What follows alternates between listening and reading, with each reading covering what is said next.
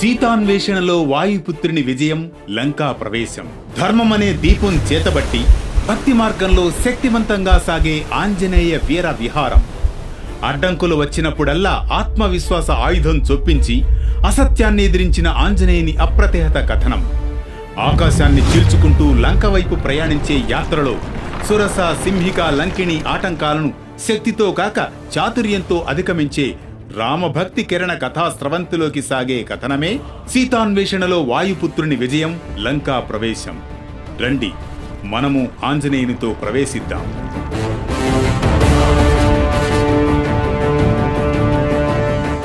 అనగనగా అది త్రేతాయుగంలోని రామాయణ కాలం. సీతాన్వేషణకై దక్షిణ దిశగా సాగిన పవనసుతుడు శ్రీరాముని స్మరించుకుంటూ రామకార్యాన్ని తన జీవిత ధ్యేయంగా మలుచుకున్నాడు. ఆకాశాన్ని చీల్చుకుంటూ లంక వైపు ప్రయాణించే ఈ యాత్రలో ఆకాశంలో హఠాత్తుగా ఒక మహా దివ్య రూపం ప్రత్యక్షమవుతుంది. ఓయ్ వానరవీరా, ఎవరివి నీవు? ఎక్కడికి వెళుతున్నావు? నా ముందుగా ఎవరూ వెళ్లేందుకు వీలులేదు. నిన్ను నేను భక్షిస్తాను. ఓ మహాదేవత, నేను వాయుపుత్రుడు హనుమంతుడు, శ్రీరాముని దూతను. సీతాదేవిని వెదికేందుకు లంకకు ప్రయాణిస్తున్నాను. దయచేసి నాకు దారి విడువండి. నేనెవరో తెలుసా నీకు? నేను సురస, సర్పాల మాతృక. దేవేంద్రుడు నన్ను నీ శక్తిని పరీక్షించమన్నాడు. నీ శరీరం నా నోటి ద్వారా ముందుకు పోని చూద్దాం. నీ శక్తి యుక్తులేంటో నన్ను పరీక్షించని అంటూ సురస తన నోటిని 1000 యోజనాల వరకు విస్తరిస్తుంది. నీవు ఎంత పెరిగితే నేను అంతకన్నా ఎక్కువగా నోటిని విస్తరిస్తాను. ఈగలాగా నువ్వు ఏనాటికి తప్పించుకోలేవు తెలుసా? సురస, చూస్తూనే ఉండు. ఒక్క క్షణం లోపలికి వెళ్ళి వెలుపలికి వస్తాను. అలాగే తీక్షణంగా చూడు అంటూ తదుపరి క్షణంలోని హనుమంతుడు సూక్ష్మ రూపాన్ని ధరిస్తాడు. వేగంగా సురస నోటిలోకి ప్రవేశిస్తాడు. ఏ విధంగా అయితే ప్రవేశిస్తాడో అదే విధంగా బయటకు వస్తాడు. ఇదిగో, నేను నీ నోటిలోకి ప్రవేశించాను, అదే విధంగా బయటకు వచ్చాను. ఇప్పుడు నా రామకార్యానికి మార్గం చూపు, సరేనా? ఆహా, నీవు నిజమైన మహావీరుడు హనుమ. శక్తి ఉన్నవాడు ఎంత వినయంగా ఉండగలడో నిన్ను చూస్తే అర్థమవుతోంది. నీ బుద్ధి, నీ చాతుర్యం, నీ విధేయత అన్నీ నన్ను మెప్పించాయి. ధన్యవాదాలు సురసమాత, మీరు నాకు మార్గాన్ని చూపారు. మీ దీవెనలు సీతమ్మను చేరేందుకు మార్గం కడతాయి. వాయుపుత్ర, నీ విజయం నిశ్చితం. సీతాదేవిని దర్శించి రామునికి శుభవార్త తీసుకురాగలవు. నీ ప్రయాణం విజయవంతం కావాలి. జయోస్తు. అలా సురస ఆశీర్వచనంగా నవ్వుతూ ఉంటే హనుమంతుడు మేఘంలా ప్రయాణిస్తూ లంక వైపు ఆకాశ మార్గంలో పచ్చని మెరుపులా ముందుకు సాగుతూ ఉంటాడు. అదే సమయంలో సముద్ర గర్భంలో గంభీరమైన చీకటి నుంచి ఒక కటిక శక్తి పొలుసుల పాములాగా ఎగసి వస్తుంది.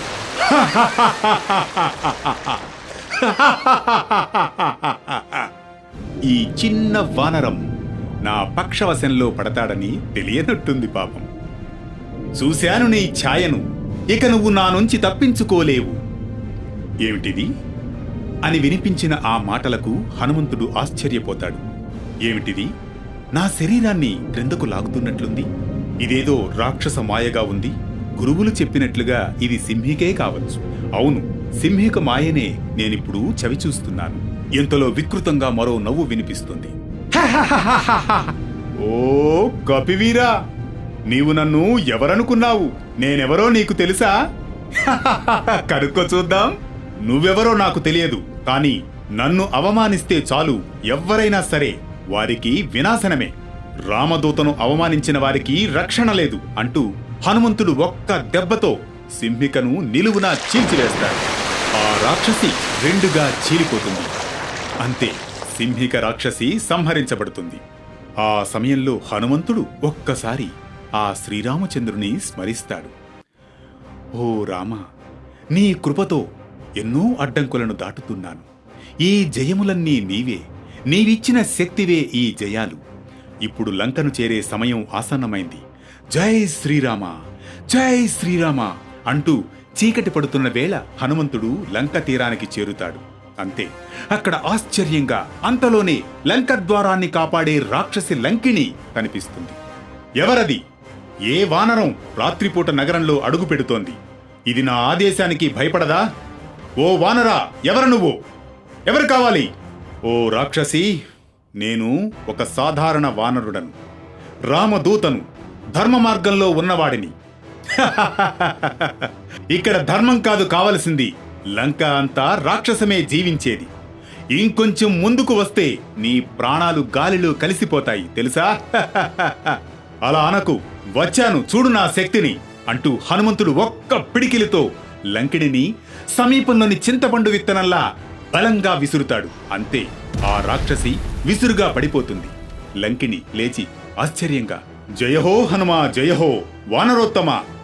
ఒకరోజు ఓ వానరుడు నాతో తలపడతాడనే బ్రహ్మశాపం నాకుంది. అర్థమైంది. ఇదే ఆ క్షణం. పొమ్ము రామదూత, పొమ్ము, నీ గమ్యం నీకు దీవించబడుగాక అని లంకిని దీవిస్తుంది. హనుమంతుడు మాయమనిషిగా మారి లంకలో అతి చిన్న రూపంతో ప్రవేశిస్తాడు.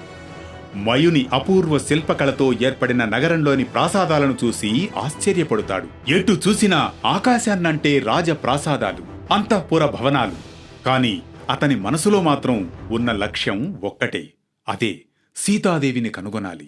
చిన్న శరీరం ధరించి హనుమంతుడు రావణుని మందిరంలోనూ, పానశాలల్లోనూ, పుష్పక విమానంలోనూ అన్ని చోట్ల సీతను వెతుకుతాడు. నిదురిస్తున్న స్త్రీలలో మండోదరిని చూసి సీత అని భ్రమిస్తాడు. మళ్లీ తప్పు తెలుసుకుని అన్వేషణ కొనసాగిస్తాడు. సీతమ్మ జాడ కానక చింతిస్తాడు. ఏం చెయ్యాలో తోచదు. అంతలో అశోకవనం కనిపిస్తుంది. ఇది ఆంజనేయుడి లంకా ప్రవేశం. తదుపరి కథనంకై వేచి చూద్దాం. ఈ కథనం కేవలం పవనసుతుని సాహసగాథే కాదు, ఇది ఓ భక్తుని అప్రతిహత నిబద్ధతకి, ధైర్యానికి, చాతుర్యానికి అద్దం. ఆంజనేయుడు ఎదురైన ప్రతి అడ్డంకిని శక్తితో కాదు, బుద్ధితో అధిగమిస్తాడు. మైనాకుని స్నేహాన్ని వినయంతో గౌరవిస్తాడు, త్యాగాన్ని ఎంచుకుంటాడు. సురసమాయను చాతుర్యంతో చీల్చుతాడు. సింహిక రాక్షసిని శౌర్యంతో సంహరించాడు. లంకిణిని ధైర్యంతో ఎదుర్కొన్నాడు. ఇది యుద్ధం కాదు, ఇది ధర్మం కోసం సాగిన యాత్ర. పవిత్ర కార్యమైన సీతాన్వేషణలో ఇది తొలి విజయం. ఈ కథనం మనకిచ్చే సందేశం ఒక్కటే, ప్రతి వ్యక్తి తన బాధ్యత పట్ల, ధర్మం పట్ల నిబద్ధతగా ఉన్నప్పుడు అడ్డంకులన్నీ జయించవచ్చునని చెబుతున్న సందేశం. పగలంతా శ్రమించి నిదురకుపక్రమించే మునుపు ప్రతి రాత్రి 9 గంటలకు అనగనగా అనే పలుకుతో ప్రారంభమయ్యే వేటు న్యూస్ కథా పయనంలో సరికొత్త కోణంలో సాగే ఈ ఇతిహాస కథనం ధర్మం, భక్తి, బుద్ధి, శౌర్యంతో సాగే చతుర్విధ ప్రయాణం చైతన్య కెరటం, ప్రతి మనసుకు శయనగీతం, ఓ మధుర స్వప్నం.